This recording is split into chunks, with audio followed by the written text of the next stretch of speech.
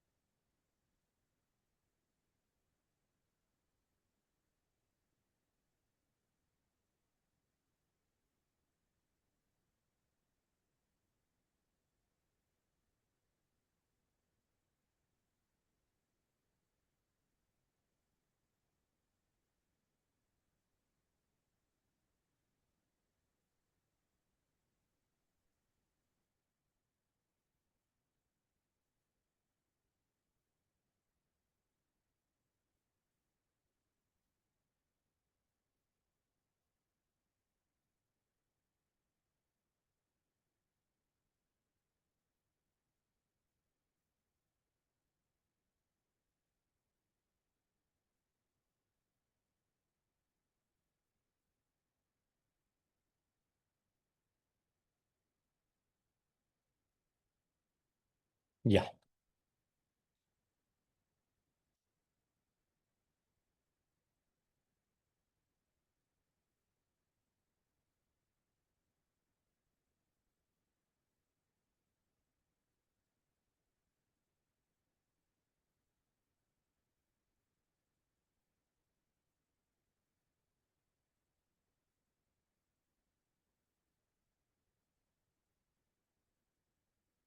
Can you see my screen?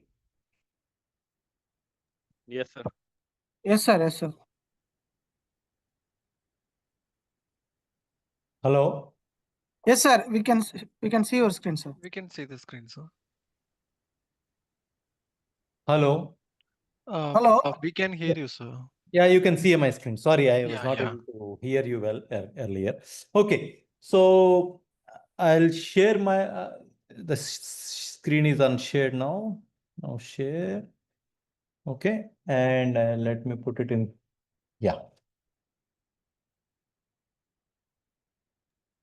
So we have looked at the dislocations, right? Where did we start last time?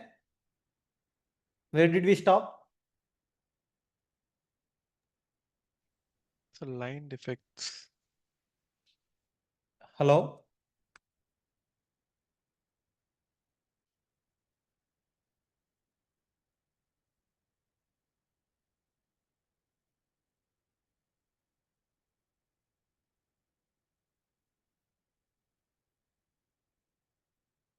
I'm not able to hear you, whatever you are saying. Sir, we can hear you, sir. But I'm asking you, where did we stop last time? Last class, did we talk about So point line defect, defect, line defects, right? dislocation. Yeah, Uh, and then problem. we have talked about this slide, right? About glide of plane of atoms and so on. Yes, sir. Exactly. Okay, okay.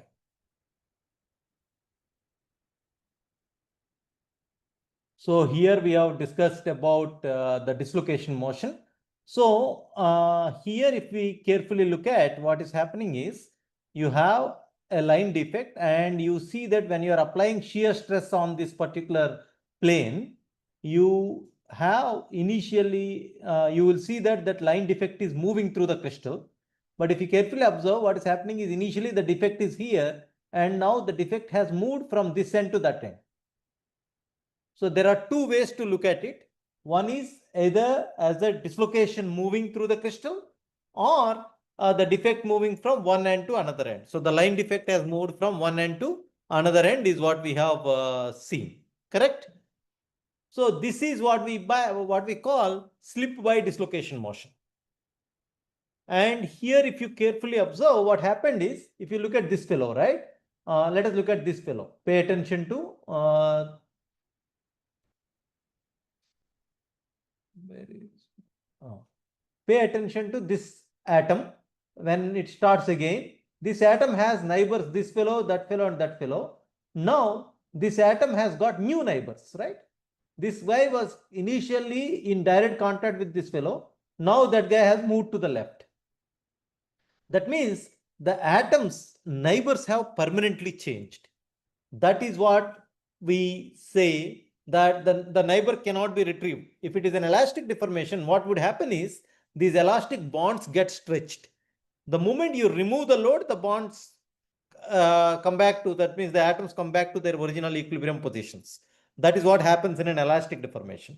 Whereas in a plastic deformation, the bonds get stretched, but they also get broken and recreated.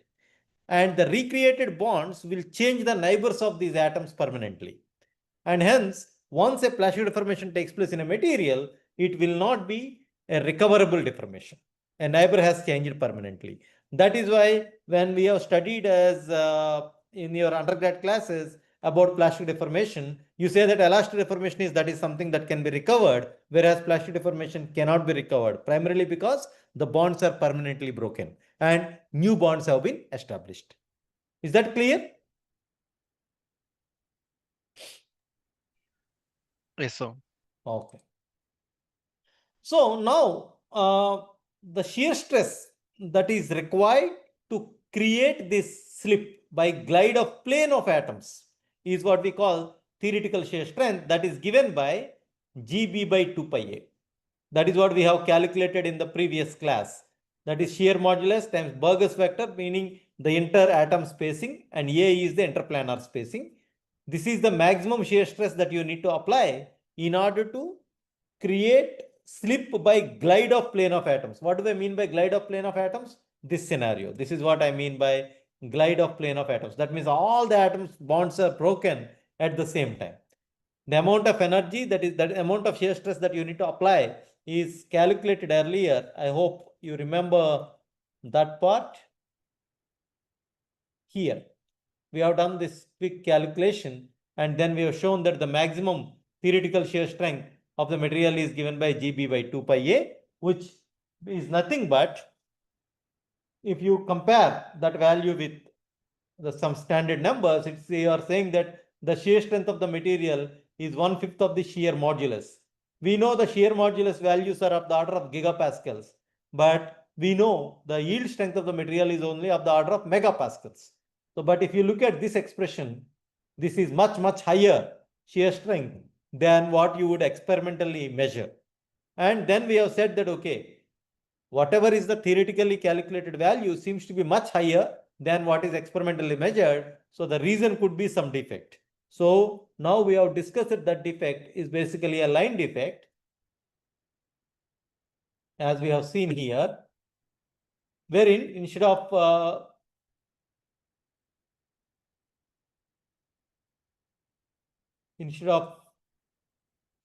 doing the slip by this, the theoretical calculation is based on this. An entire line of these atom bonds are broken simultaneously and recreated simultaneously. That is what we mean by slip by glide of plane of atoms. We have calculated the theoretical shear strength that is required, that is GB by 2 pi a, which seems to be much, much larger. But if you look at the idea of slip by dislocation motion, one bond is broken at a time. So that means the amount of shear stress that you need to apply is much less.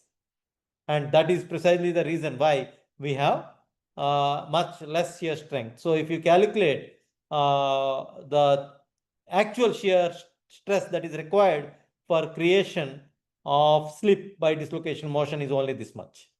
3g e power minus 2 pi w by b, where w is what we call is typically of the order of Burgers vector. I will talk to you what do you mean by Burgers vector in a moment. Okay, so it is of the order of g by 180, which makes some sense because this value is much smaller than the theoretical value that we have calculated. Is there any question here?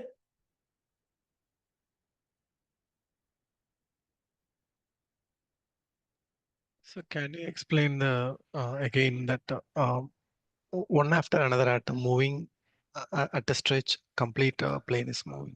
So if you look at this, keep looking at this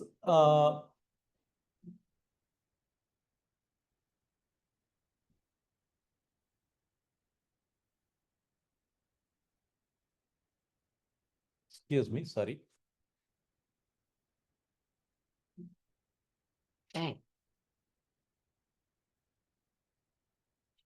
If you look at this video, okay, carefully observe. When I say glide of plane of atoms means, imagine the example that I have told you about the carpet, right? If you are in a marriage hall, you have a large carpet put on a ground.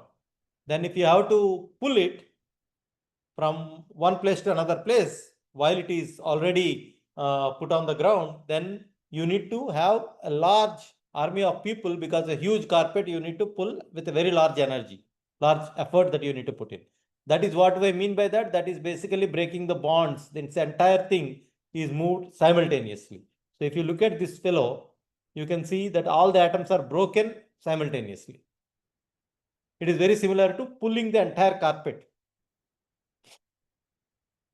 right? As opposed to, if you look at this video, this is very similar to taking that carpet, instead of pulling the entire carpet at once, create a small hump and move the hump.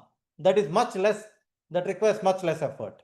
In the last class we have discussed. That means you are creating a defect here and moving the defect along the entire length of the carpet. That requires much less load. That means one person can do, or two persons can do, rather than having an army of 20 people. So that is what I mean by this thing. One bond is broken at a time.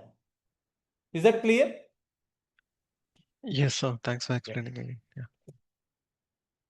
So if you calculate one bond broken at a time, this is the stress that we call Paul-Nabarro stress that is required for creation of slip by dislocation motion, which is given by 3G. G is the shear modulus, e power minus 2 pi W by B, where W is what we call dislocation core width.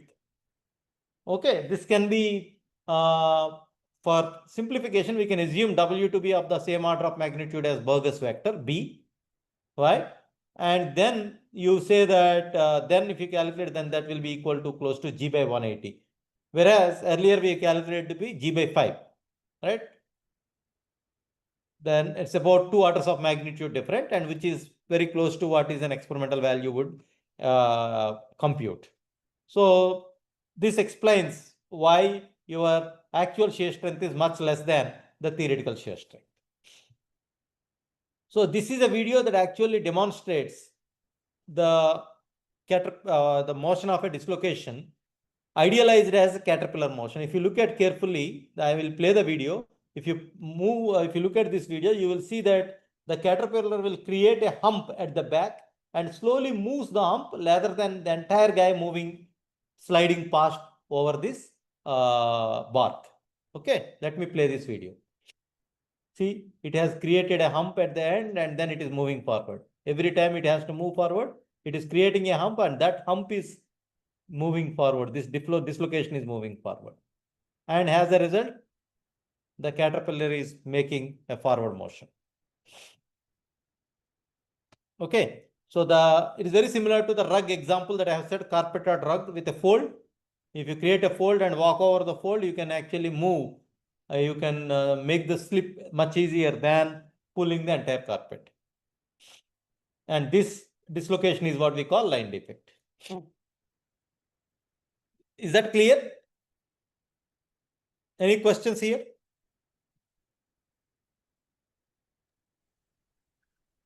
Clear, sir. So these line defects are known as dislocations in material science. And here I am showing you one schematic that actually shows what we have observed in that movie. Here, although I am showing a three-dimensional picture. So you have, if you look at this fellow, one plane of atoms are missing. A particular line, all the atoms are missing. And as a result, what happens is this dislocation will move along this direction as we are applying the shear stress. See, this dislocation has moved. Eventually, there will be a slip that you would observe on the surface. Initially, the dislocation is inside the material. When you are applying shear stress, the dislocation is moving towards the end, and then in the end, you will see a slip or a step in the specimen. And that is what we call a plastic deformation, permanent deformation. Okay. And the plane about which the dislocation is moving, you can see that this is the plane about which the dislocation moves, and that plane is called a slip plane. Okay. And this type of dislocation is what we call an edge dislocation. In an edge dislocation, what happens is the dislocation, if you look at this, this is the way the dislocation is represented. So you have a T, this vertical line says that there are plane of atoms above this plane. The line of atoms are available above that plane, but below that plane, there are no line of atoms. That is what the meaning of this representation, inverted T. And this is usually represented as positive edge dislocation. Okay. So this is similarly, again, I'm showing.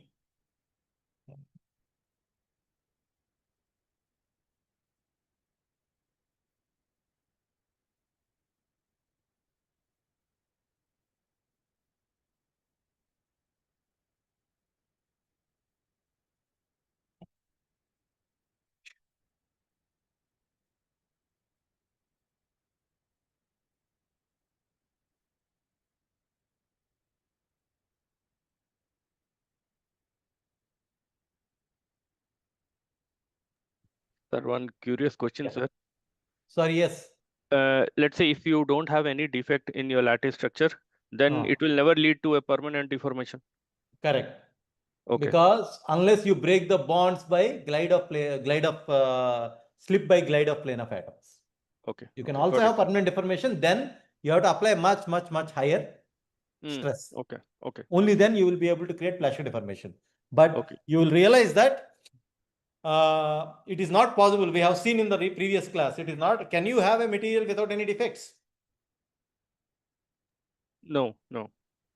Thermodynamics does not allow us to have material without any defects.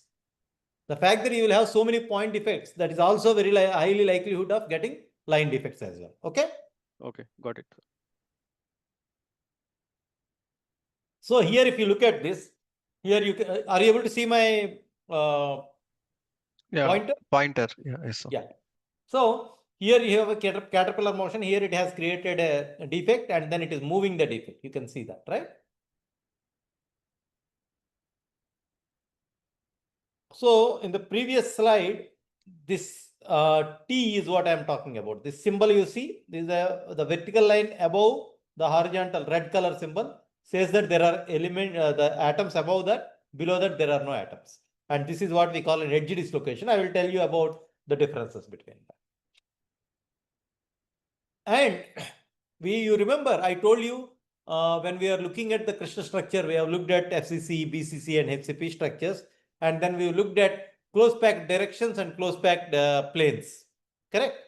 And at that time, I told you that these close packed directions and close packed planes are very important for us to understand deformation mechanisms. So that is something that we will discuss in this today's class, okay? So now here you have a bubble raft experiment. You remember this. So you have, these are called in a bubble raft, bubbles are arranged in close packed in this direction. So if you look at these directions are what we call close packed directions. Any other direction is not a close packed direction. For example, if I take that direction, right, that is not a close packed direction because the distance that you need to travel in order to meet the next atom is much larger in that direction compared to this direction. So these three are in some sense equivalent directions because they are all close packed directions. Okay. Now let us look at this video. This will tell you how dislocation motion happen when you are applying a compressive load or a tensile load. This is a bubble raft again. And can you identify some dislocations here? Did you identify any dislocations? Yeah, on the right top Bottom corner. right corner also some. So let us look at this. This line you have all atoms. This line also you have all atoms. This line, like that you go. You will see here. Yeah, the bottom right. Yeah. Something, right? So now that is compressed. And don't look locally, but macroscopically try to see what is happening. You will see that these dislocations are moving. Can you see that? A line moving effectively? Slip is taking place. Here slip took place, right? This is experimentally people have seen how dislocations are moving. Okay.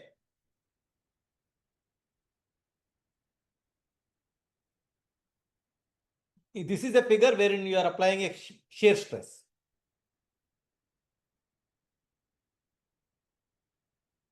You could see some dislocation moving in that direction. Yeah. Macroscopically, don't pay local attention. Try to see macroscopically. You will see some slip taking place in the crystal.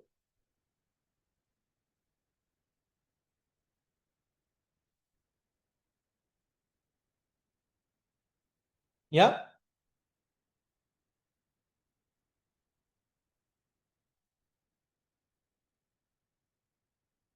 Okay. Next.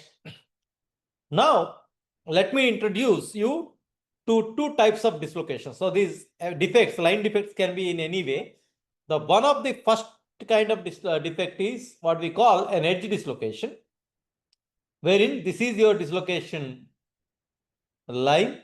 That means these are below this plane, there are no atoms. Above that plane, there are atoms. That is what you mean by dislocation. And this is what I call my dislocation line. When I'm applying shear stress, the dislocation moves in that direction. If the applied shear stress and the direction of the dislocation are in the same direction, then that is called an edge dislocation. Or in other words, if the dislocation line is perpendicular to the direction of the dislocation motion, see this is a dislocation motion and dislocation line is perpendicular to that, that is my dislocation line, then that is called an edge dislocation. Then you have a screw dislocation in which you see that there is a dislocation in that direction, line is in that direction, and dislocation motion, when I am applying shear stress, the dislocation motion is in this direction. In the end, both of them have same slip. However, in the screw dislocation, the dislocation moves in this direction. That means to the applied shear stress direction, dislocation moves perpendicularly. Okay. And the dislocation line is that, and the dislocation line is also moving in that direction. Right? Then such a dislocation is called screw dislocation. I'm sure it is not very clear to you. Now imagine what happens. If you want to understand screw dislocation geometrically, the best way to understand is when you actually go in a parking lot. In a parking lot, you enter, right? You make a turn. When you make a turn, what happens? Will you be at the same position or you would have moved to the next floor? We will go up one floor. You would have moved exactly one floor up, right? That is the displacement that you have obtained by moving along that direction. So that means in this case, the dislocation line is axis of that parking lot and your motion is effective displacement is taking place in which direction?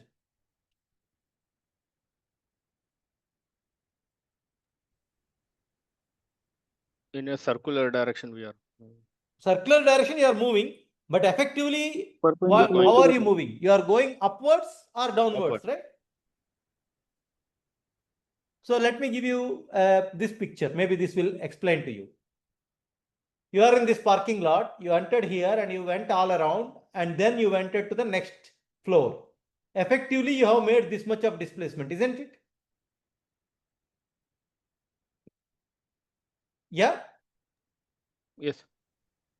And this is your, if you see this as a dislocation line, the displacement is taking place in the parallel to the dislocation line. That is what is your screw dislocation. Instead of that, if you have a parking lot that is done like that, suppose if you take a paper, you can make this example. You take a paper and roll it like whatever I'm going to show you. If you can see my video, if you take this paper and roll it perfectly, it can be rolled, right? But if you can also flip it like this. Instead of perfectly rolling up to here, I could do this.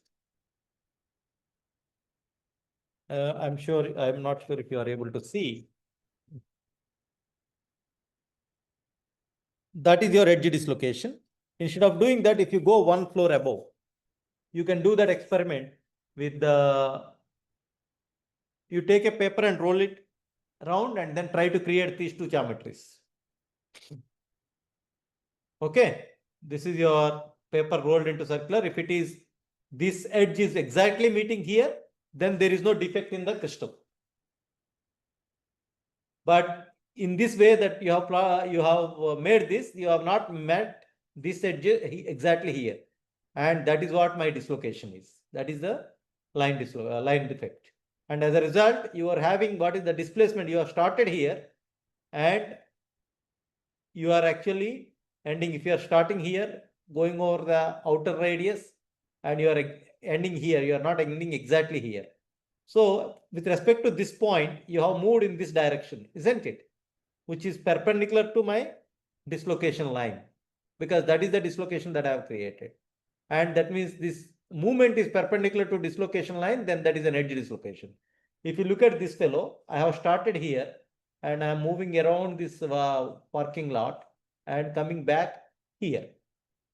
So effectively from the initial position, I have moved in this direction, right? And that is my dislocation line. So this is what we call screw dislocation. It is very similar to, you take a bolted nut. If you rotate the nut one rotation, it will go up. It will not stay there, right? That is why it is called screw dislocation. It is like a screw motion. Here the net displacement is in the same direction as the dislocation line. That is why it is called screw dislocation. And the amount of displacement that it has gone from here to here or from here to here is what we call Burgers vector, while showing the direction. So from end, if you draw a vector from this position to that position, that is a Burgers vector. So if the Burgers vector is perpendicular to the dislocation line, then that is an edge dislocation. Here the Burgers vector is drawn above, like parallel to this line. Then that is parallel to this dislocation line. If the Burgers vector is parallel to the dislocation line, then that is a screw dislocation. Is that clear?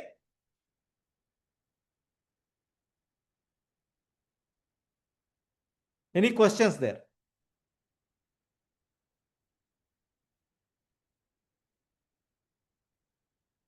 Okay. If there are no questions, I'll move forward. So how do we estimate Burgers vector? If it is a perfect crystal, let us look at two-dimensional scenario. If it is a perfect crystal, I am starting here.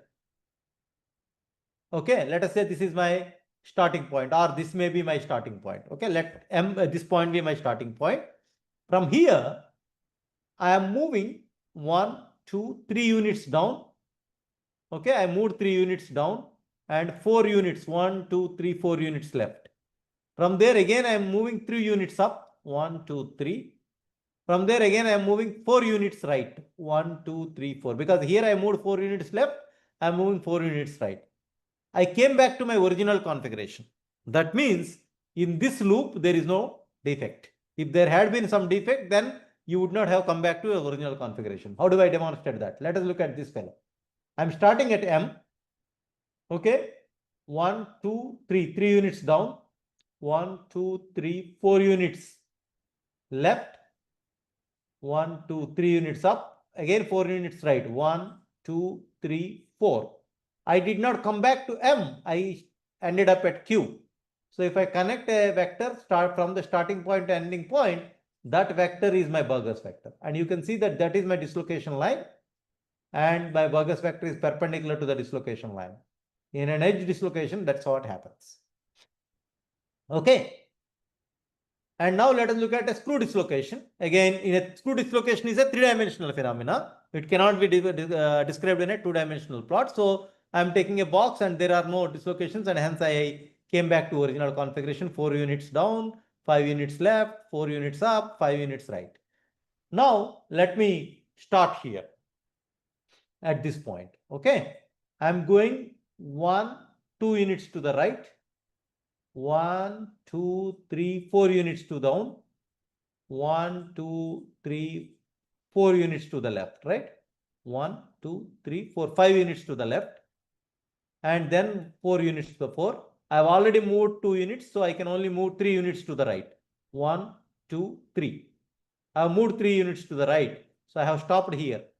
So now if you draw the starting point, ending point, a line, then that is the line that you have. And that is my Burgers vector. Now you can see that the Burgers vector is parallel to the dislocation line, because this is where you have dislocation. So the screw dislocation is represented by a edge dislocation is represented like that. Screw dislocation is represented by a circular arrow like this. Okay.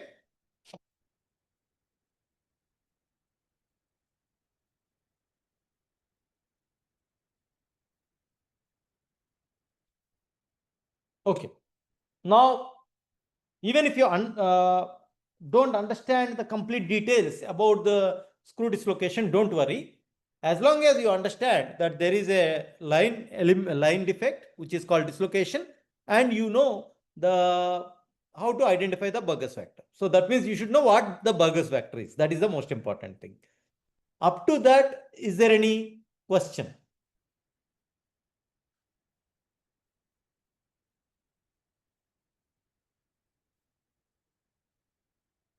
Is there any question up to whatever we have just now discussed? If there are no questions, then I will move on. Yes, sir, we are clear. Yeah. Okay. Now, let us look at the characteristics of dislocations. So what are the characteristics of dislocations? Let us look at this picture here. So here, what you have is a dislocation line, energy dislocation. And the fact that you have no atoms here, imagine there being some atoms here, right? Or, excuse me. Excuse me.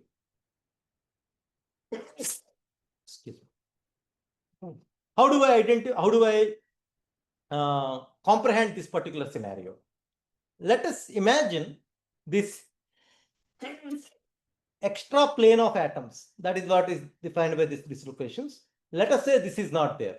Then the atom will be, the crystal would have been in equilibrium. Imagine now I am introducing an extra plane of atoms. The fact that I have introduced an extra plane of atoms, what happens then? Because I have introduced an extra plane of atoms, the surrounding atoms will feel a sense of compression, because this new plane of atom is pushing the surrounding atoms, isn't it? So that is why you will feel a state of compression. At the bottom, because these top atoms are trying to come closer to this fellow because of the atom attraction, the bottom ones are not having anything to bond with. And as a result, they will relax. They will feel a sense of tension. Or in other words, the way that you can see the tension is, imagine there was a line of atoms here.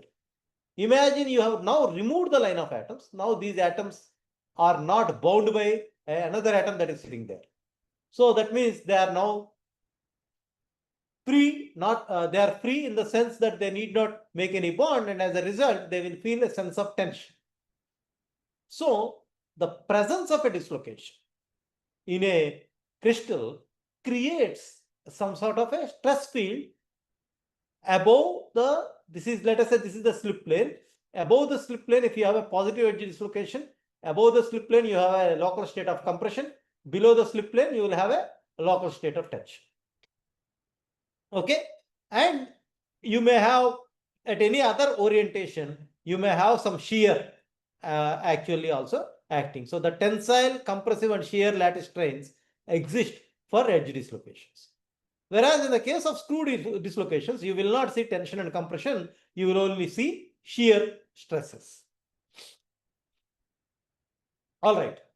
Now imagine what happens when dislocations start interacting with each other. When the dislocations start interacting with each other, let us see this scenario. You have a positive edge dislocation, you have a negative edge dislocation. What is the meaning of that? The meaning of that is the following. Here, if you see this picture, this is a positive edge dislocation, this is a negative edge dislocation. Correct? So what is happening? the positive edge dislocation, let us imagine this positive edge dislocation is moving this way. When it comes here, what happens? Imagine this guy moving here. Then what happens?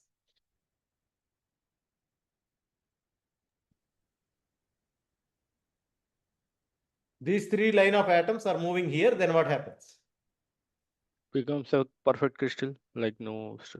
Now you have, then you will have perfect crystal, isn't it? Yeah. So that means that when you have dislocations of opposite sign, then what happens is, because then they can combine to form a perfect crystal. So when two edge dislocations are interacting, the sign of the dislocation matters. What does it mean? If you have opposite sign dislocations, they will annihilate and they become a perfect crystal, because in here you see that the positive edge dislocation, negative edge dislocation, they will form a perfect line of atoms. So then dislocation is annihilated. And usually when you are applying shear stress, the positive and negative edge dislocations attract each other so as to become a perfect crystal. But however, if the dislocation sign is same, both are positive or both are negative, then they repel each other. That means they can never combine. Because what happens if there are two positive edge dislocations are coming, that means you are required to put in more effort in order to keep them side by side, because suddenly there should be two lines that are missing in the below. So that means it is energetically not favorable. So as a result, two similarly signed dislocations will repel, whereas two similar opposite sign dislocations will attract and they will annihilate. So when in a crystal, if you have several dislocations of opposite sign, when you are applying the external load, what happens is these dislocations of similar opposite sign may come together and the dislocation may disappear from the crystal. If the dislocations disappear from the crystal, will it be easier for you to induce plastic deformation or difficult for you to induce plastic deformation? You have initially dislocations. The motion of the dislocation is what we are calling plastic deformation, isn't it? Because motion is creating permanent slip. Now my question is, will you be able to create plastic deformation easily if you have a dislocation or if you don't have a dislocation? Easily, sir. If we have a dislocation, we will be able to create the like plastic deformation easily. Easily. In my So opinion. Yeah. that means if you don't have dislocations, it will become extremely difficult for you to continue slip or continue the plastic deformation. That means when you are applying a load on a specimen, imagine a scenario where all the dislocations are getting annihilated. Then what should happen? In order to create further plastic deformation, you need to apply more stress, isn't it? Because you don't have any dislocations anymore. Do you agree? Yes, sir. Similarly, what is plastic deformation? Plastic deformation is nothing but dislocation motion, isn't it? All of you agree with me that plastic Yeah. deformation is nothing but dislocation motion? Yes, sir. Yes, sir. Sure. Good. Now, look at this scenario. In this scenario, you have a positive edge dislocation and positive edge dislocation. Let us say your stress state, applied stress is such that these two are supposed to move together. Your shear stress is applied in this direction, right direction. Then these two dislocations are supposed to move towards each other, isn't it? Can you see that? Imagine a shear stress in this direction. As a result, bottom it will be in the opposite direction.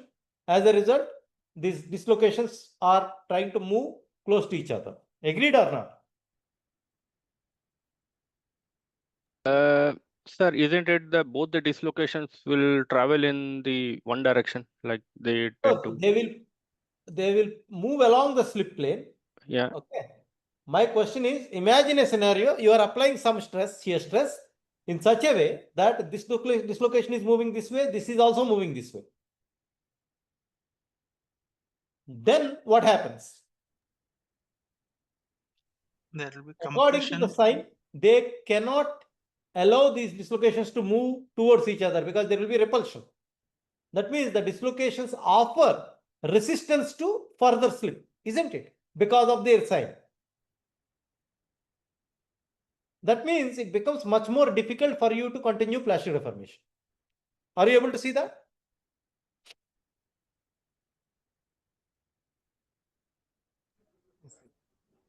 You somehow created a shear stress such that this part is moving in this way, this part is also moving in this way. Okay? Then when they are coming towards each other, because of repulsion, your external force applied is saying that you have to move together. But the stress field around the dislocations is creating that they have to move separately.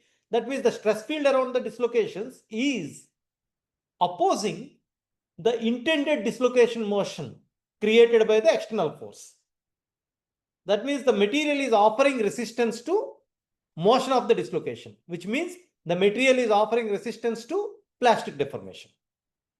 So the resistance to plastic deformation can come in two ways. One is when the dislocations are of opposite sign, they can annihilate, resulting in reduced dislocation motion, or when they are of the same side and same sign, and if they are moving in the same slip plane, then if they are moving towards each other, then also they can offer resistance to dislocation motion.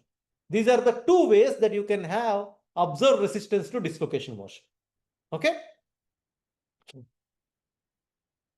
Any questions there?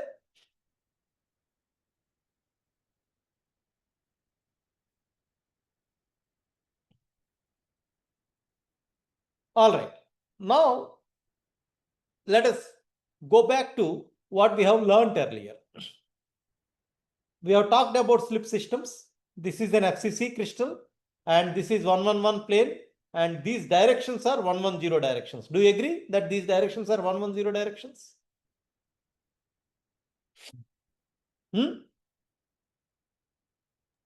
Yes, sir. Yes, sir. And in Sure. FCC, this is the most densely packed plane. In that most densely packed plane, 110 is the most densely packed direction. You can see that. This is the 110 plane, and in that 110 is the most densely packed direction. Any other direction, then let us say I am taking this direction. That is not as densely packed as this direction. Okay. So now the hypothesis is the following. Dislocations always prefer to move in certain preferred planes. That means certain slip plane. The plane about which the dislocation is moving is called slip plane, right? So the question is, what is a preferred slip plane? Will the dislocation move in any plane, or does it have any preferred slip plane?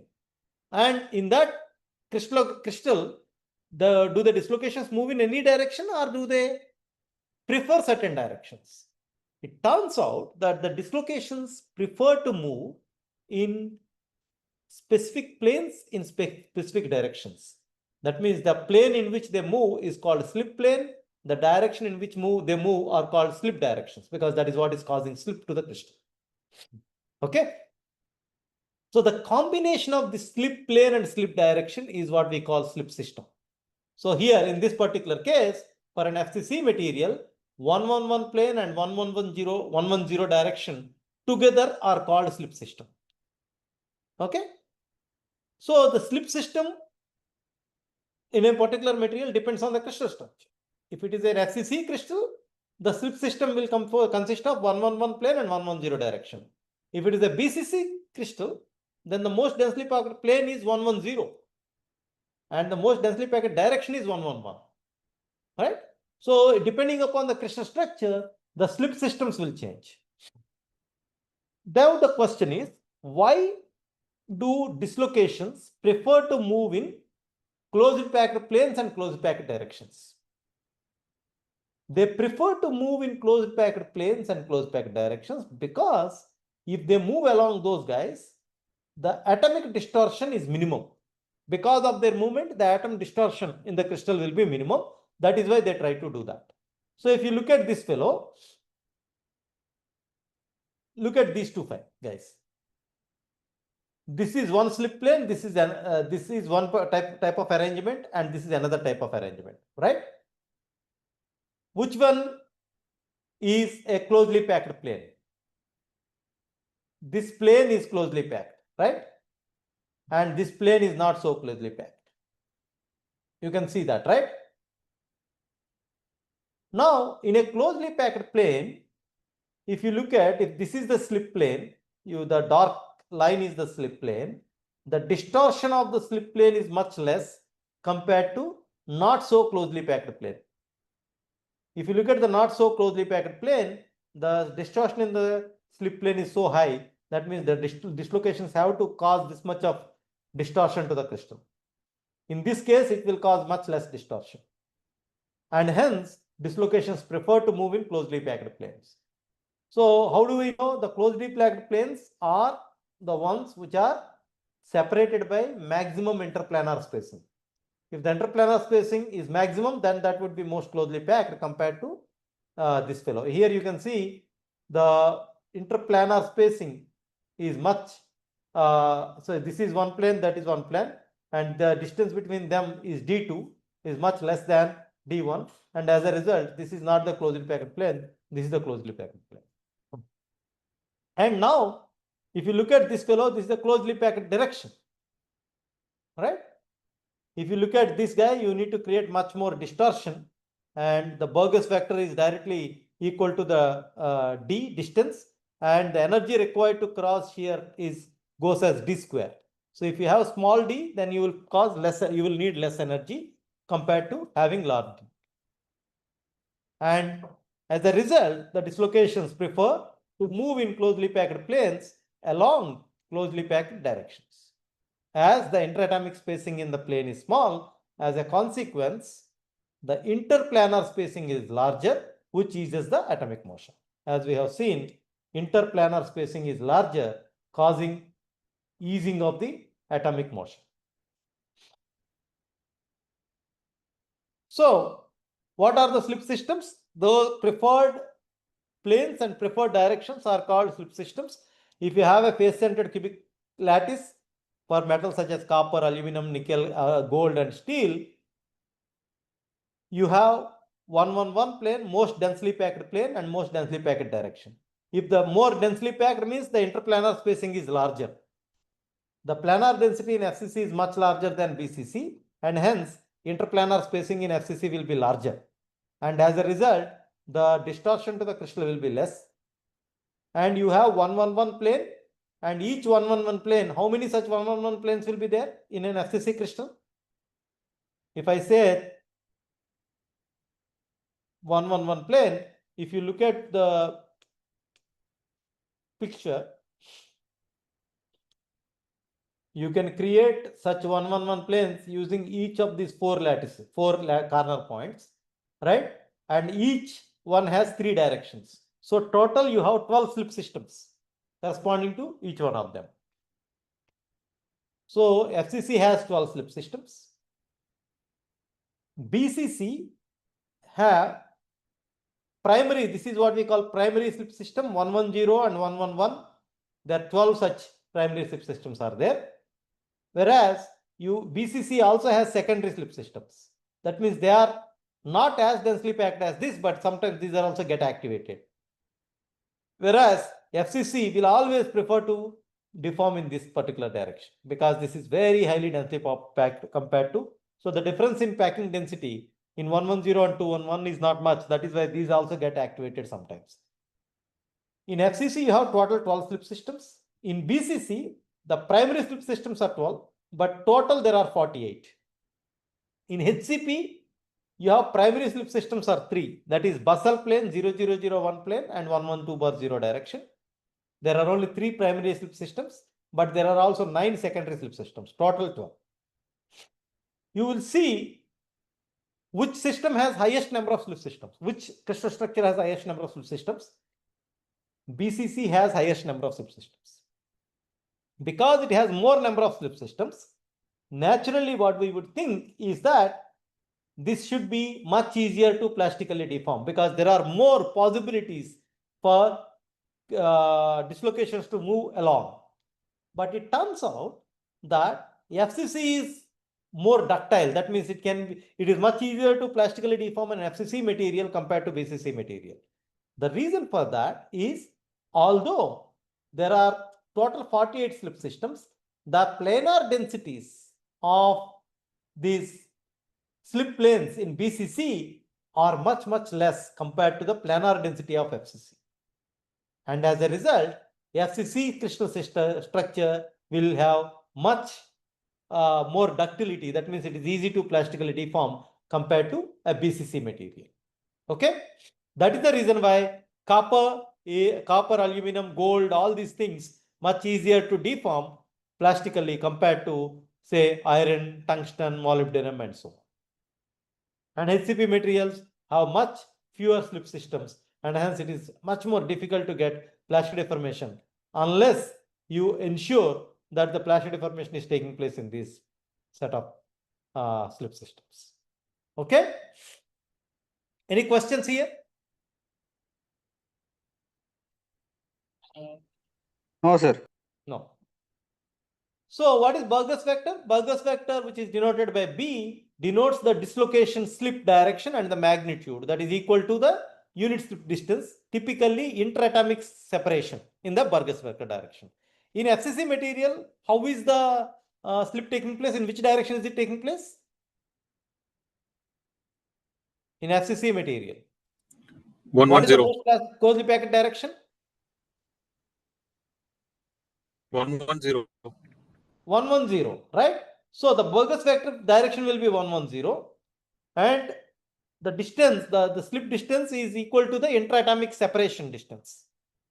Okay, so that will be A by 2, and that will be your Burgers vector for FCC.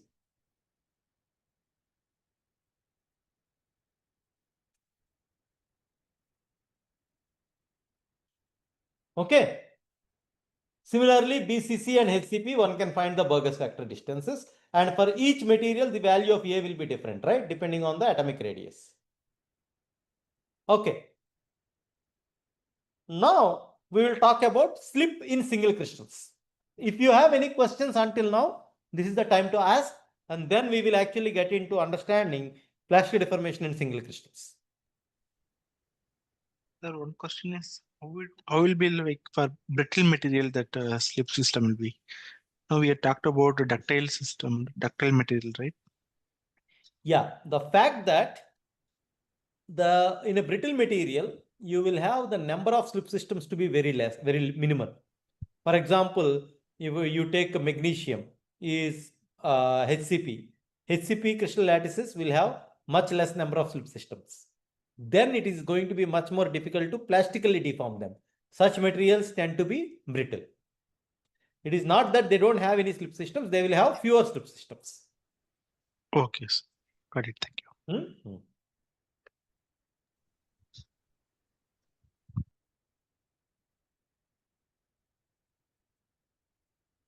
Anything, any other question? Okay, so now in a material, we can have an edge dislocation, screw dislocation, or mixed dislocation. That means it can have a partially some edge and some screw. All these things can be there. 1 minute, I'll just take up this.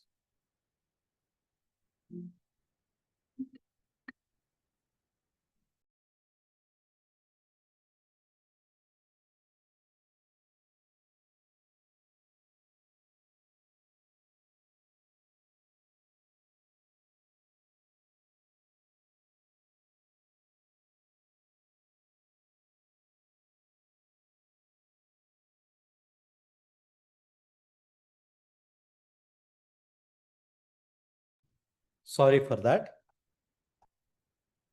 Okay. So now, when does slip take place in a material? That means when I say slip, what do I mean by that?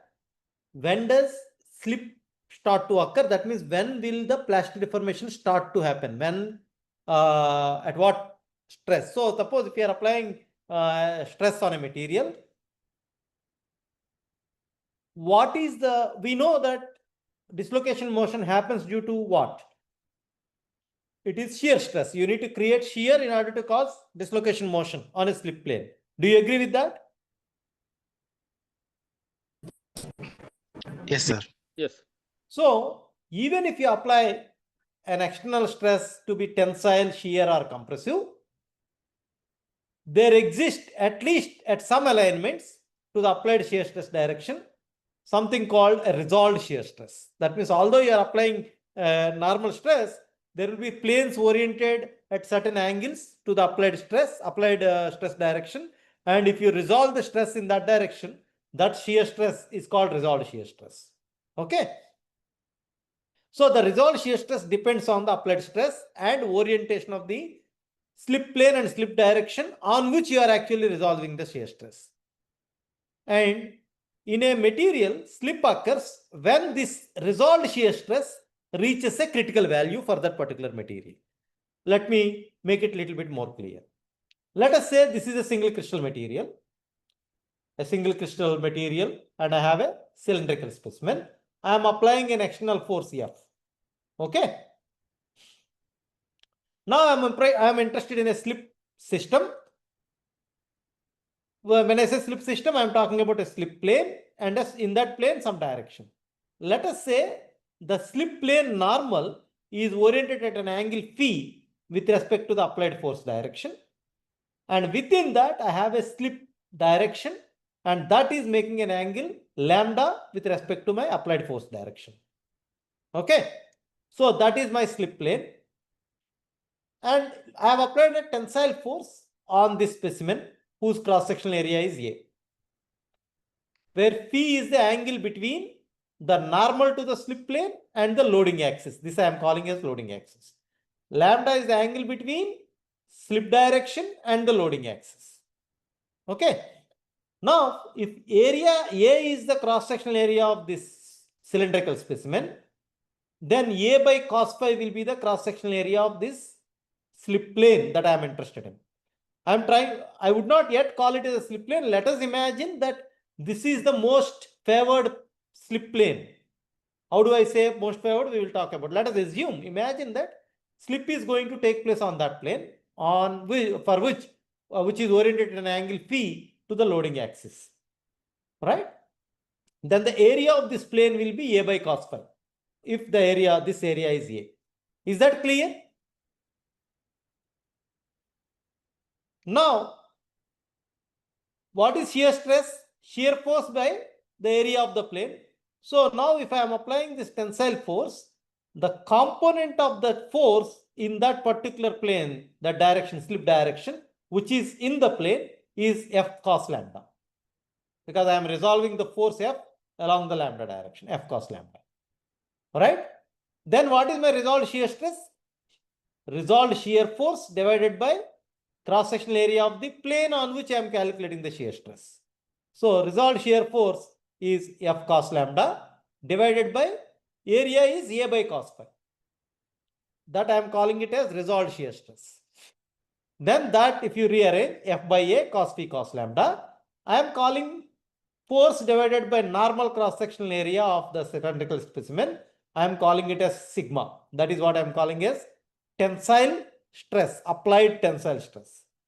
So my resolved shear stress is applied normal stress times cos phi cos lambda, where phi is the angle between the slip plane normal to the applied loading axis, and lambda is the angle between slip direction and the loading axis. Is that clear? Any questions here? How you have to calculate resolved shear stress? Okay, so I imagine everyone understood what is the meaning of resolved shear stress. Now, when will slip occur? Smith came up with this law. What did he say? He said very simple thing. The value of tau r, that means the value of resolved shear stress at which slip occurs in a given material with specified dislocation density and purity, is a constant known as resolved shear stress. That means for a given material, the slip occurs when the resolved shear stress on that particular slip system reaches a critical value. That critical value is what I am calling as critical resolved shear stress. When tau r is equal to tau CRSS, that is when slip occurs. Until then, it will only be elastic deformation. Only when tau r becomes equal to tau r CSS, tau CRSS, then slip onsets, plastic deformation onsets in a material, in a single crystal material. Is that clear? Yes, sir. Yeah. So now in a metallic single crystal, we have several slip systems. So for example, in an FCC, you have 12 slip systems. So depending upon the loading direction on those 12 slip systems, you may have different resolved shear stress. The tau r may be different on each one of those slip systems. Among all of them, there will be at least one of them will have maximum value.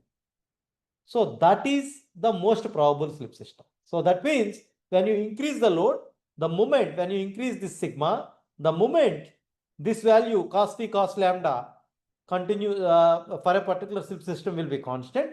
When you increase this, then sigma cos phi cos lambda increases tau r. Whenever this tau r reaches your tau CRSS, that is when slip occurs on that particular slip system, meaning plastic deformation take place on that particular slip plane along that particular slip direction. And in general, P plus lambda is not equal to 0 and they need not be in the same plane. Okay, P and lambda can be in different planes. So the maximum value of tau r can be amongst all the slip systems that are there will be the maximum of sigma cos phi cos lambda max. So what we are saying is slip commences along most favorably oriented slip system when the resolved shear stress reaches a critical value called critical resolved shear stress. What do you call most favorably oriented slip system? The slip system that has maximum resolved shear stress is the most favorably oriented slip system. The orientation of the slip system comes from P and lambda. If your sigma is same, then for the excuse me, for the 12 slip systems, cos phi cos lambda will have 12 different values. One of them will be maximum. So for whichever slip system cos phi cos lambda is maximum, that slip system is most favorably oriented slip system. So this parameter cos phi cos lambda is what we call Smith factor, right? And your slip system is going to be the most favorable slip system is the one that has maximum Smith factor. Smith factor value is maximum. And critical resolved shear stress is the minimum stress that is required to initiate slip. This is a material property.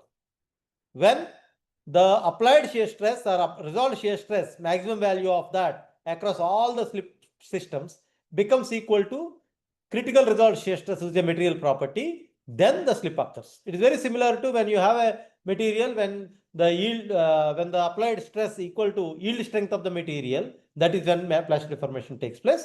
But that is actually coming from this. This is much more fundamental. In a single crystal, when resolved shear stress reaches critical resolved shear stress, which is a material property, then plastic deformation starts.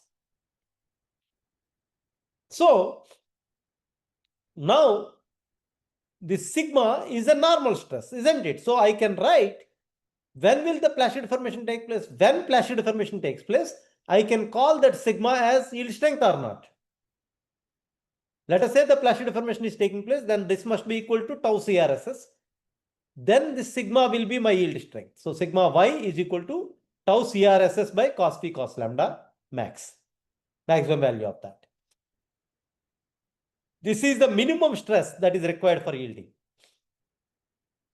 That is what my yield strength is. Yield strength, in other words, is tau CRSS by cos phi cos lambda. So yield strength is a material property which is called tau CRSS by cos phi cos lambda, maximum value of that. And you can say that cos phi cos lambda will have maximum value when phi equal to lambda equal to 45 degree. That means sigma y is equal to 2 times tau CRSS. That means my yield strength is 2 times the critical resolved shear strength of the material. This is what we call critical resolved shear stress, or I can call it as shear yield strength of the material. So my yield strength of the normal yield strength of the material will be equal to 2 times the shear strength of the material. And you will see that happens when P and lambda are 45 degrees, then the P. That is the reason why usually when you are applying a load, usually there is another reason in a single crystal material, you will see that the plastic deformation will be observed at an angle 45 degree, because that is the plane which gives you maximum value of cos phi cos lambda.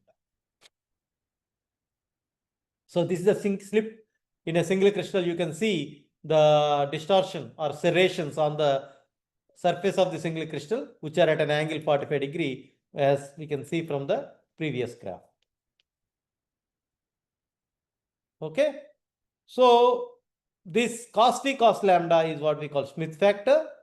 Tau CRSS is the material property, shear tau critical resolved shear stress, and sigma y is my normal yield strength of the material that we are very much familiar.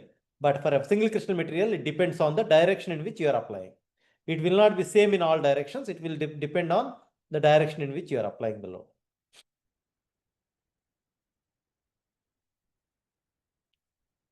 Okay. Now we have learned mechanism of, now we will learn mechanism of slip in cubic single crystal materials. And we will next learn role of grain boundaries. We have now only single crystal material we have talked about. What happens in the case of a polycrystalline material? What happens to the dislocation motion? And then we will talk about some very important understanding of strength of nanocrystalline materials and different types of strengthening mechanisms. Okay.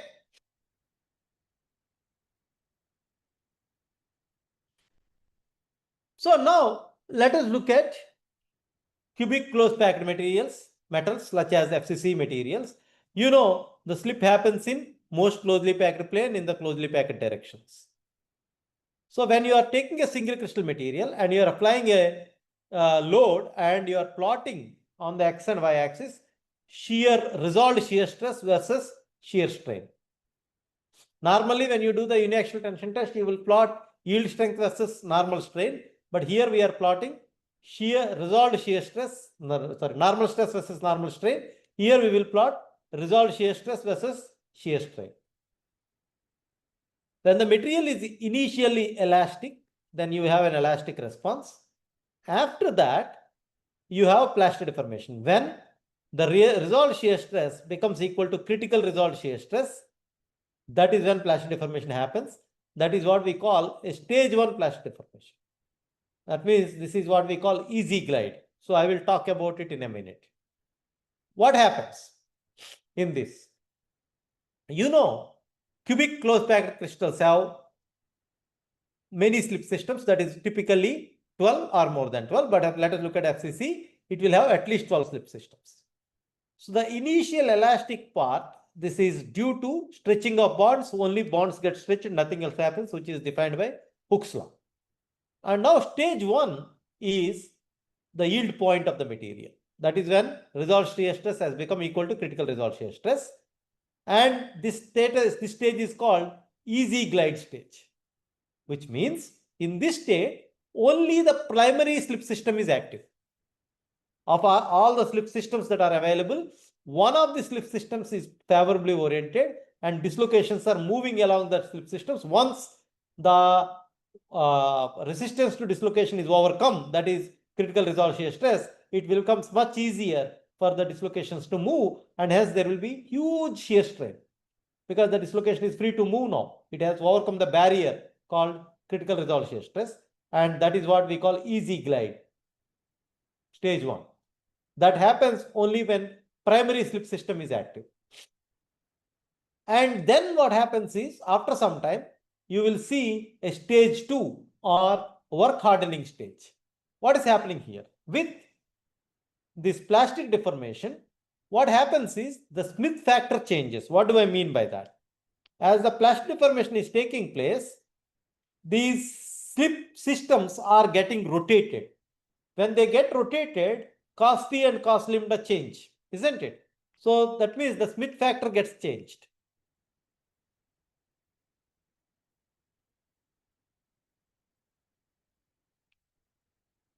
So with the deformation, Smith factor changes, and hence the secondary slip systems become operative. Right? First slip system is active, but the secondary slip systems and other slip systems become operative within the crystal. And then what happens? You have different slip systems that have become active. The dislocations moving from one slip system to their dislocations are moving in one slip system, and there are some other dislocations moving in another slip system. And now these dislocations may start interacting with each other, meaning the dislocations may either annihilate or opposite sign dislocations may start interacting with each other. Similar same size dislocations start interacting with each other. When the same size dislocations start interacting with each other, what do? They repel each other. That means they will offer resistance to dislocation motion. And that is the reason why you see an increased resistance. Here there was no resistance, easily slipping happening, easy glide, easy slip. But then suddenly after the secondary slip systems get active, the new dislocations start moving in all other directions and random directions, and which increases the probability of these dislocations coming in interaction with other dislocations, or even in the primary slip system, there are more dislocations generated and they talk to each other. So that means imagine a scenario where let us imagine this particular scenario. This is what we call a forest dislocation. Imagine you are in a forest full of trees. Okay. Now you are given a very long bamboo stick, and the forest is full of trees, dense forest. There are so many trees, and you are holding the bamboo stick horizontally, not vertically, and holding the bamboo stick horizontally at the center. You are running. What will happen?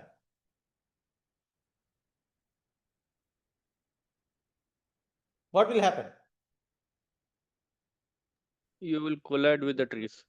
You will collide with trees, and trees will offer resistance. And then what happens? The bamboo stick bends, right? Isn't it? After some time, you will apply so much large force that you are able to bend the bamboo stick through the trees, and then you start moving easily. Isn't it? Imagine you don't have you are starting at a point where only there is one line of trees. Okay, there is only one line of trees. After that, there are nothing. So in order to overcome this barrier, you need to apply certain very high force. And once the force is sufficiently large, you are able to bend the bamboo stick, and then you are able to go past the line of trees which are obstructing. And then you can actually run very fast, right? Because there is no obstruction to you. Do you agree? Yes, sir. Yeah. Now let me draw a scenario for you.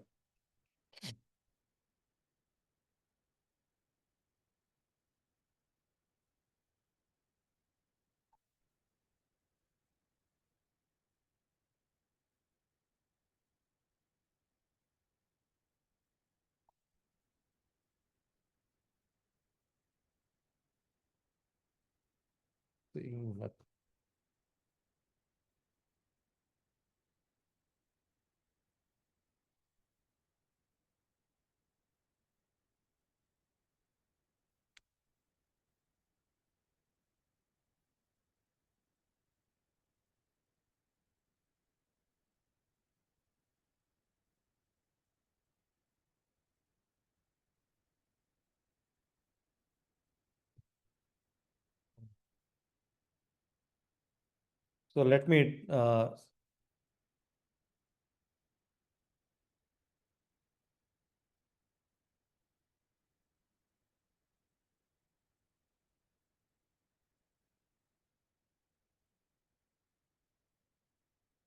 have some difficulty with my laptop.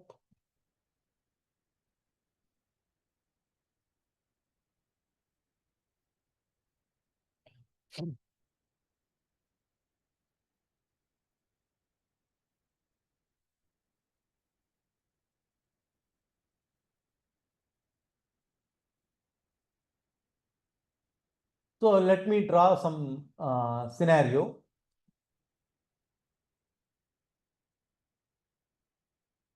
This is the line of atoms.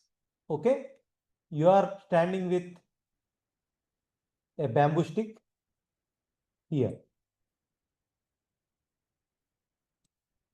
Okay. And you are moving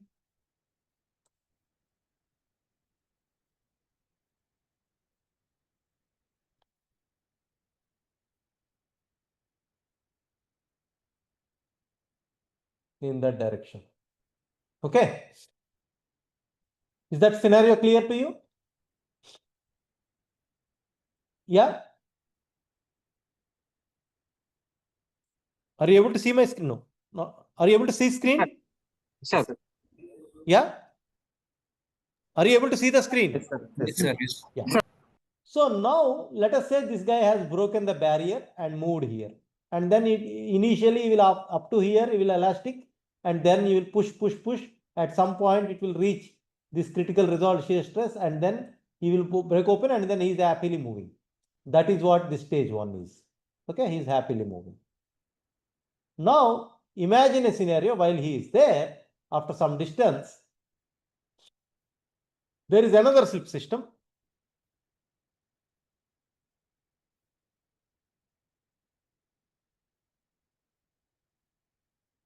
Which is like that. Okay.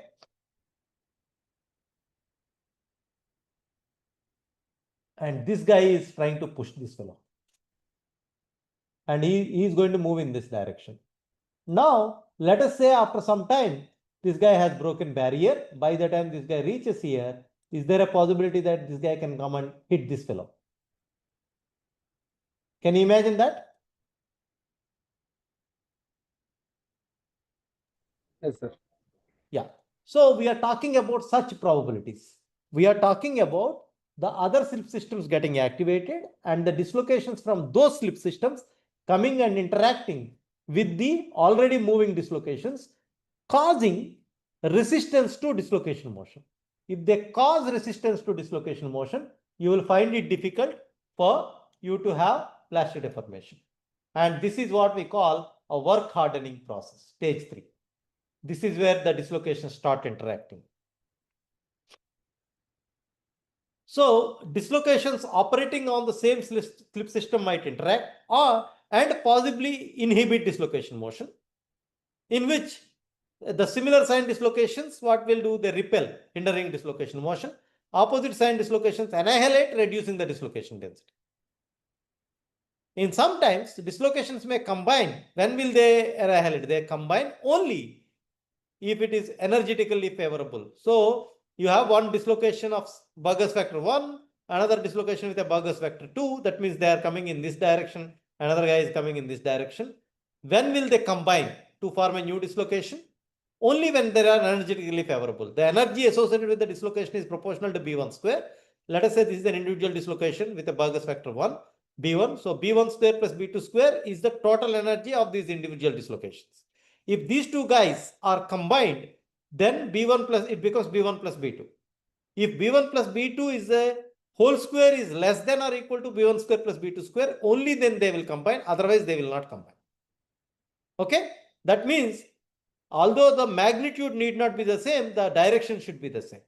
Magnitudes need not be the same, but the direction should be opposite for them to combine. Otherwise they will never combine, because that is not energetically favorable. Okay. So when an opposite sign dislocations combine, they will reduce the mobility because net energy is reduced. So in the stage 2, what happens is dislocation in different slip systems may also interact. As I told you, another slip system getting activated. If the product is not a valid slip system, that means if you have a slip system which is which is like this, another slip system is like that, and if they are trying to, the dislocations are moving and in this slip system, and another one is moving in this slip system, like one is moving like that, another is moving like that, then they will combine only if the combination is energetically favorable. Sometimes what happens is this dislocation is moving this way and that dislocation is moving that way, and at some point they may get locked because both of them combining into a single dislocation may not be possible. So they get locked, and such a lock is called Lohmer lock. That means that once they get locked, they will inhibit further dislocation motion. That is also a reason why you have hardening in the material. Okay. So as in CCP crystals, cubic closure crystals, you have many slip systems, and hence there is a higher probability for inhibiting slip, leading to increased resistance to deformation in stage 2. So in stage 2, you will have increased resistance to deformation because there are so many slip systems that are available. And usually stage 3, you have so much of resistance to plastic deformation. Usually stage 3 ends with fracture of the final breakage of the component. Okay, so stage 3 is an extension at high stress where the applied force is sufficiently large to overcome the obstacles, and hence there is less slope, but usually it ends with permanent failure of the component. So here you have plastic deformation, onset of plastic deformation, easy glide, work hardening, and eventual failure.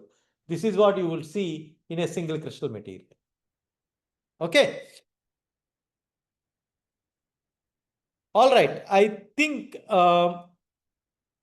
this is a good time to stop, or maybe I will solve one problem and then solve. Okay, is that fine?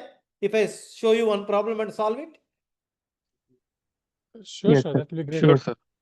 Okay, So sir. now let us consider this single crystal BCC iron, which is oriented in such that the tensile stress is applied along 0, 1, 0 direction.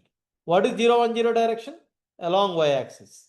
That is the tensile stress, that application of the direction. Now the question is, compute the resolved shear stress along 1, 1, 0 direction. This is your 1, 1, 0 direction in 1, 1, 1 plane. Right?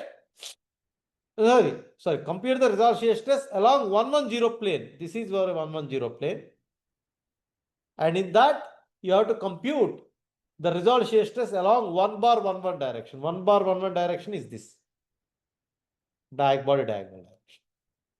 When a tensile stress of 52 MPa is applied, if the applied tensile stress along this direction is 52 MPa, what is the resolved shear stress on that slip system? Then what is that we need to do? What is that we need to do?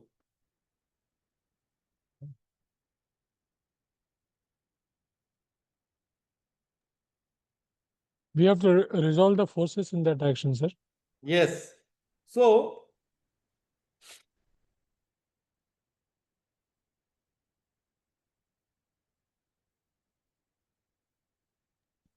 let me share my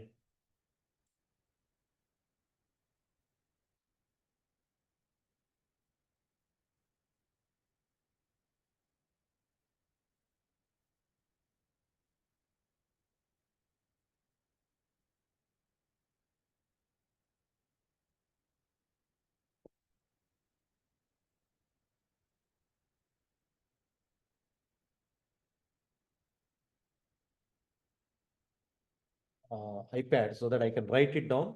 It is easier to follow. Yeah.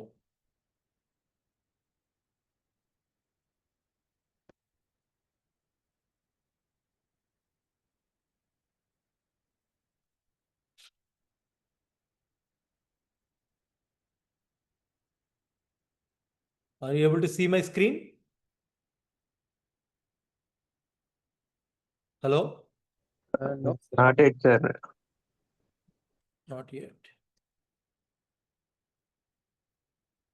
Okay.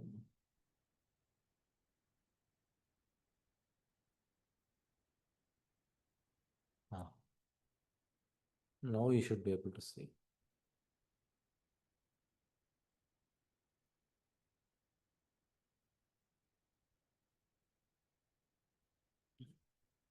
Not yet now? No, sir. Still Not yet? Still dark, sir. Not it. It is in started screen sharing. 1 minute.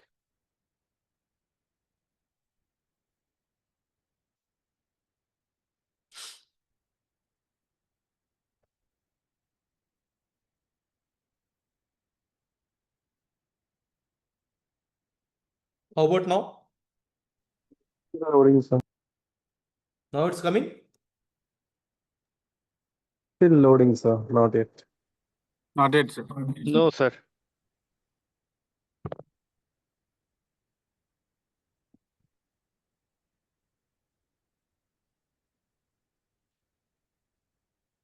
Interesting.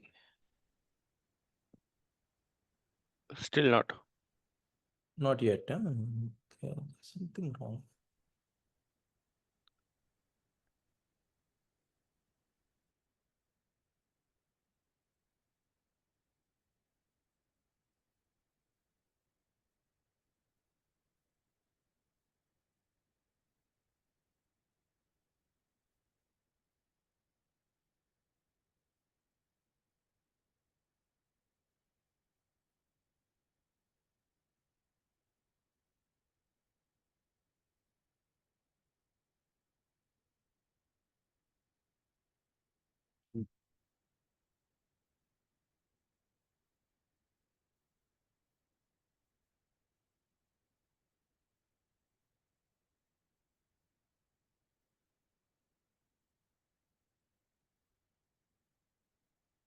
Yeah. Now I hope you are able to see. Thank you. Yes. Correct? Yes, sir. Okay. So the question is, you have a single crystal material.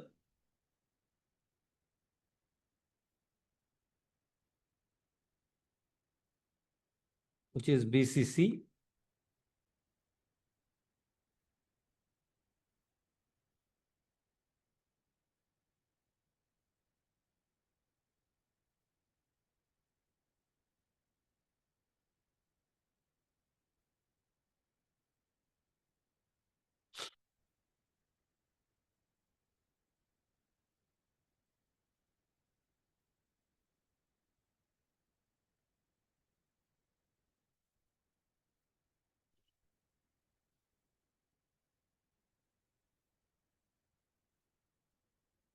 Now what we are talking about is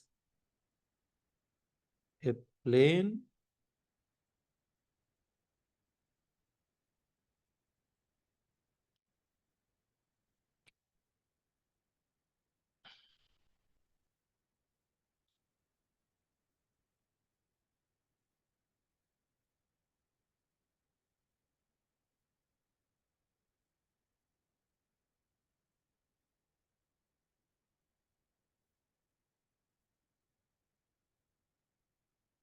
that is the plane, right? This is my y-axis, that is my x-axis, and that is my z-axis. Can you see that? Yes, sir.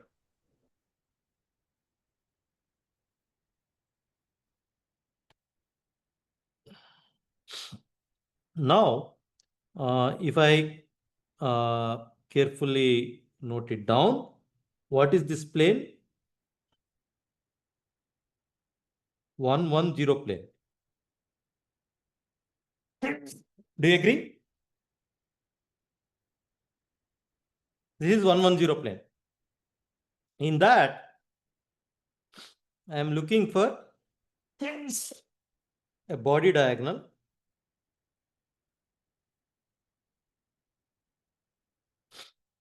that is 1 bar 1 1 direction. So this crystal is loaded in 0 1 0 direction with, it said it is loaded with 52 MPa.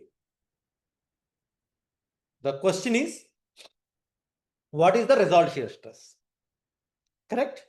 So we know our resolved shear stress is sigma. This is sigma normal stress, cos phi, cos lambda. What is phi? Angle between the slip plane and the loading direction. Angle between Slip plane and the loading direction. slip plane normal and loading direction. Correct?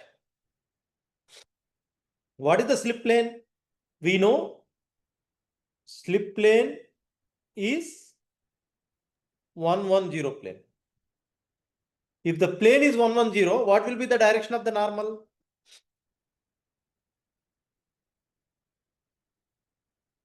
Because it is a cubic crystal, we have studied earlier in cubic crystals,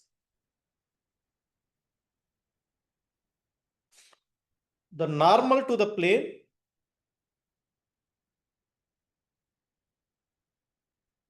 will have same indices as the plane.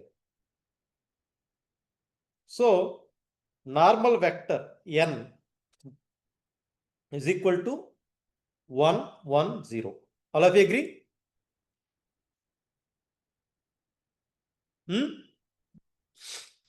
Yes, sir. Yeah.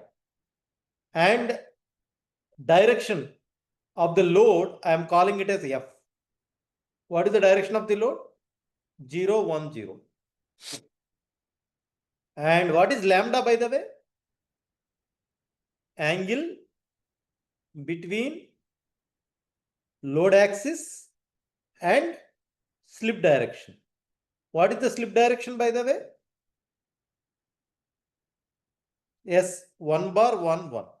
Isn't it? So now the angle between these two is phi. The angle between these two is lambda. Isn't it? So how do I find, what I need to find? I need to find cos phi and cos lambda. How do I find that? You know, dot product of two vectors n dot f is equal to mod n times mod f cos of the angle between them. The angle between n and f is phi. So can I say that? Therefore, Yes, sir. cos phi is equal to dot product of n and f divided by modulus of n and modulus of f. What is n dot f? Is 1, right? 1 zeros are 0 plus 1 ones are 1 plus 0 times 0, 1. Divided by, what is the magnitude of n? Root 2, isn't it? What is the magnitude of f? 1. So 1 by root 2. That means cos phi is 45 degrees. sorry, phi is 45. That implies phi is 45 degree, but cos phi is 1 by root 2. Now, cos lambda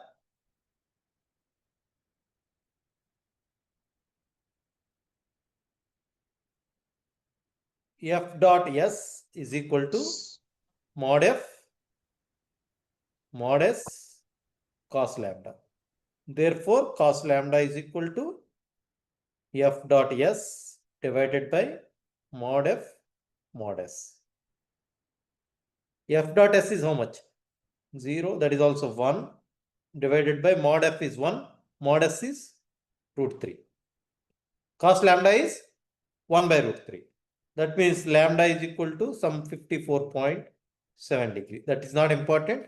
Now, my resolved shear stress on the slip system. What is the slip system? How do I represent the slip system?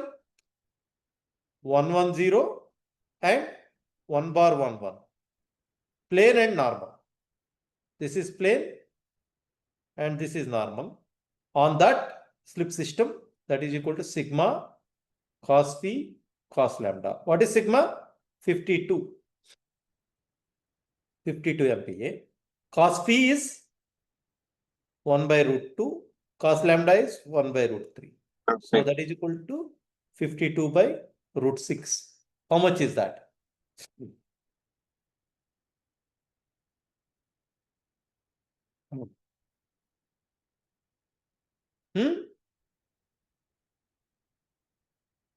What is this? 52 by root 6 is?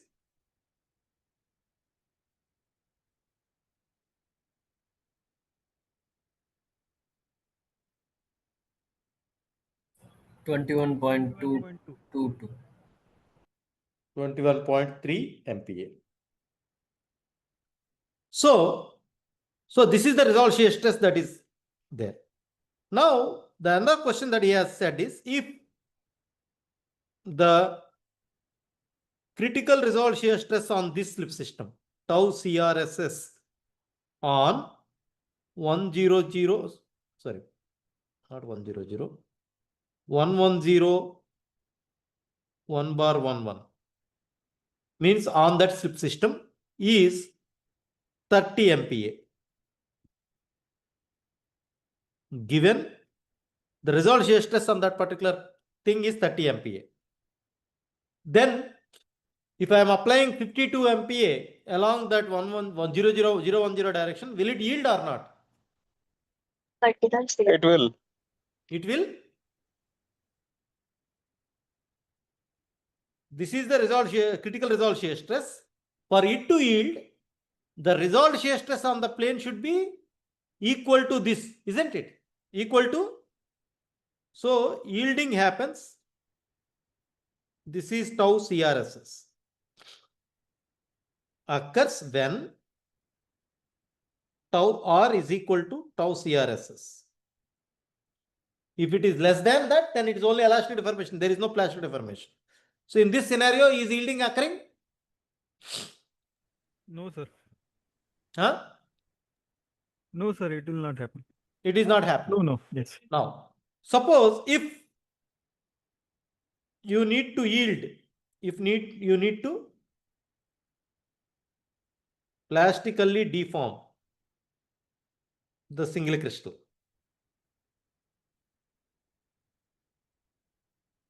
On the same plane, what should be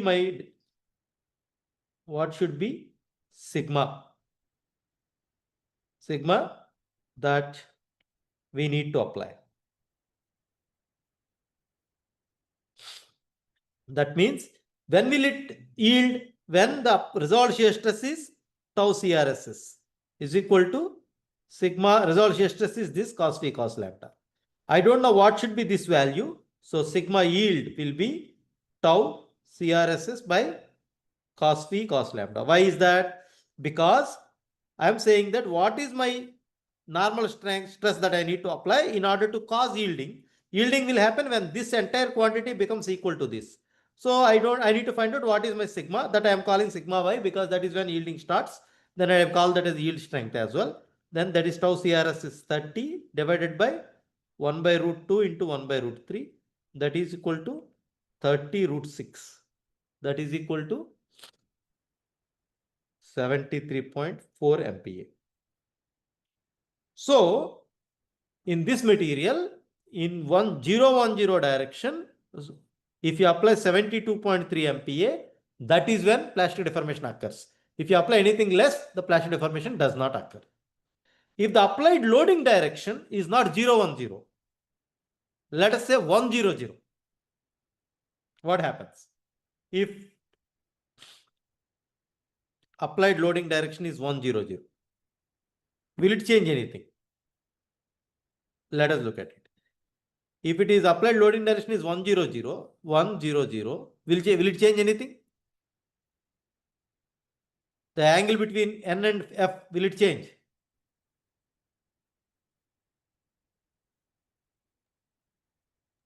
No, sir, it won't change. It won't change. How about angle between F and S?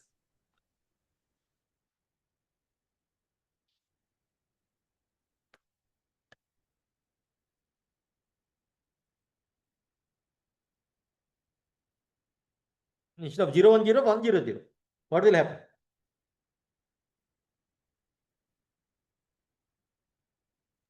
I think they are Minus family 1. of planes. So what will happen? F dot S. it should remain the same. Let us look at F dot. What is cos lambda? Let us find out. S is what? 1 bar 1 1, right? So cos lambda is equal to f dot s divided by mod f times mod s, correct? What is f dot s? Yeah. Minus 1? 1 1 or minus 1? -1, sorry. S is 1 bar 1 1 or something else? Yeah, 1 bar 1 1. Yeah. Minus 1, 0 0 whatever divided by root 3 only, Mod right? f That is is 1. And mod s is minus root 1 by root. Isn't it? Then what happens your resolved shear stress? Tau r becomes what? Instead of plus 21.3, it becomes minus 21.3. But for shear stress, does it matter whether it is positive or negative? In the opposite direction, that's it. Why isn't it?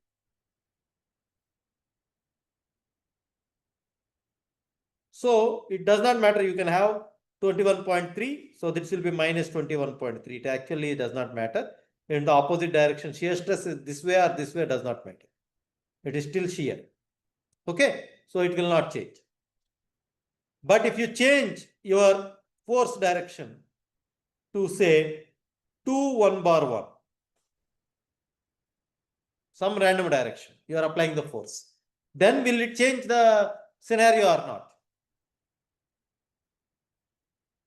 So for phi, cos phi is equal to f dot n divided by mod f times mod n. What is f dot n? F is this, n is what? 110, isn't it?